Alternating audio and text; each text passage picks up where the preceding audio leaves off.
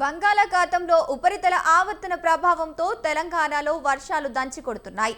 ఇప్పటికే కురిసిన వర్షానికి భాగ్యనగరాలు చిత్తడిగా మారింది. భారీ వర్షానికి రోడ్లపై వర్షపు నీరు నిలిచి వాహనదారులు ఇక్కట్లు ఎదుర్కొంటున్నారు. నేటి నుంచి మరో 3 రోజుల పాటు వర్షాలు కురుస్తాయని వాతావరణ శాఖ వెల్లడించింది. పలు చోట్ల మోస్తరు నుంచి భారీ వర్షాలు కురిసే ఛాన్స్ ఉందని వెల్లడించింది. రాష్ట్రంలోని 10 జిల్లాలకు ఎల్లో అలర్ట్ జారీ చేసింది. ఉరుములు మెరుపులతో కూడిన వర్షం పడే ఛాన్స్ ఉందని అప్రమత్తంగా ఉండాలని పేర్కొంది. గంటకు 40 కిలోమీటర్ల వేగంతో ఈదురుగాలులు వీచే ఛాన్స్ ఉందని అలర్ట్ జారీ చేసింది.